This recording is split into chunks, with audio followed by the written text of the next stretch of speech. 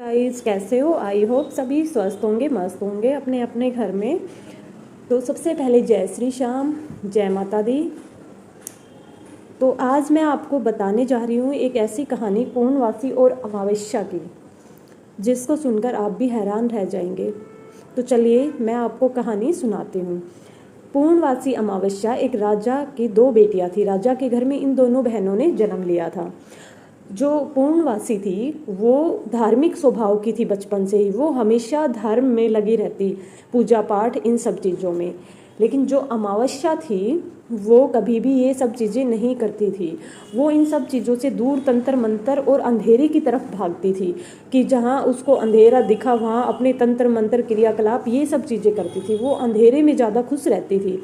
और दोनों ही बहनों का स्वभाव बिल्कुल अलग था। जैसे ही उनका जन्म हुआ तो एक ऋषि ने उनको, उनके माता पिता को बता दिया था कि ये दोनों बच्चियाँ दोनों एक साथ पैदा हुई है, लेकिन दोनों ही बहुत विशेष है, ये नॉर्मल बच्चियाँ नहीं है। क्योंकि जिस समय उन्होंने अपनी माँ के गर्भ से जन्म लिया तो पूर्णवासी दिन में जन्म लिया उसने, और जो अमावस्या थी उस टाइम ग्रहण लग गया था, उसने रात के टाइम जन्म लिया।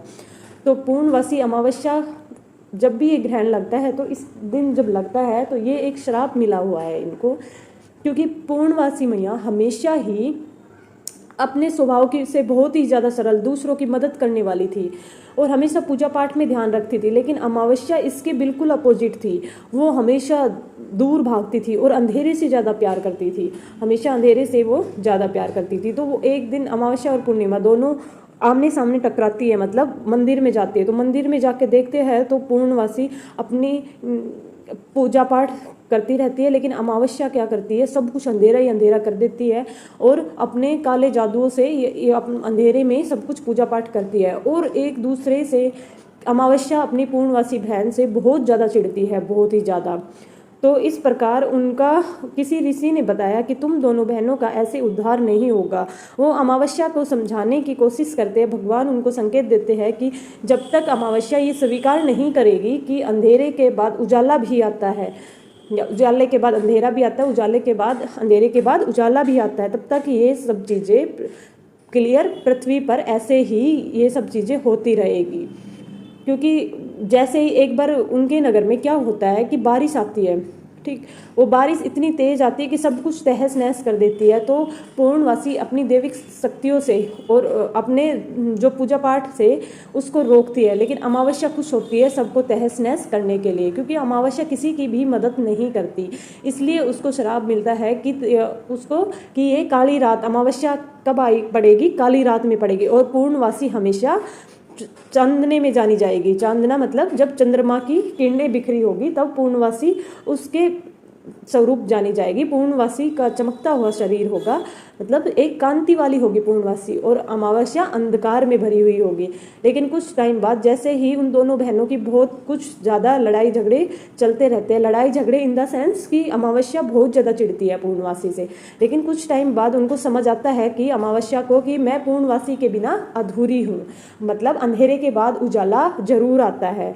तो वो इस बात को समझती है। उस दिन से यह ग्रहण लगने स्टार्ट हो जाते, ग्रहण लगते हैं कि ये उनको श्राप मिला हुआ है।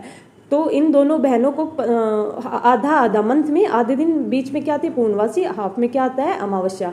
तो इनको ये मिला हुआ है कि पूर्णवासी को लोग इस तरीके से पूजेंगे। पूर्णवासी का हम लोग क्या करते हैं, व्रत करते हैं और कितनी ज़्यादा पूजा पाठ करते हैं। लेकिन अमावस्या को भी फिर ये दे दिया जाता है, जब अमावस्या खुद इस चीज़ को स्वीकार कर लेती है कि हाँ मैं उजाले के बिना अधूरी हूँ, तब उनको भी ये चीज़ें उनको ये दिया जाता है कि अब इसके बाद आपकी भी पूजा होगी। अमावस्या के दिन आपको भी लोग पूजेंगे। उस दिन दान धर्म करेंगे, अपने पापों का प्रायश्चित करेंगे। तो हमें पता है हम अपने पितरों को या ब्राह्मणों को भोजन वगैरह करवाते हैं, तो ये सब चीज़ें का दान धर्म करते हैं अमावस्या के दिन। तो इस वजह से ये दोनों बहनों की कहानियाँ थी। ये दोनों बहनें बहुत ही विशेष थी, किसी राजा के घर में इन्होंने जन्म लिया था।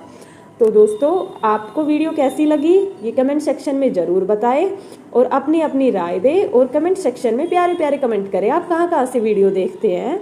ठीक है, सभी को बाय बाय, मिलते हैं नेक्स्ट व्लॉग में। जय माता दी, तब तक जय श्री श्याम।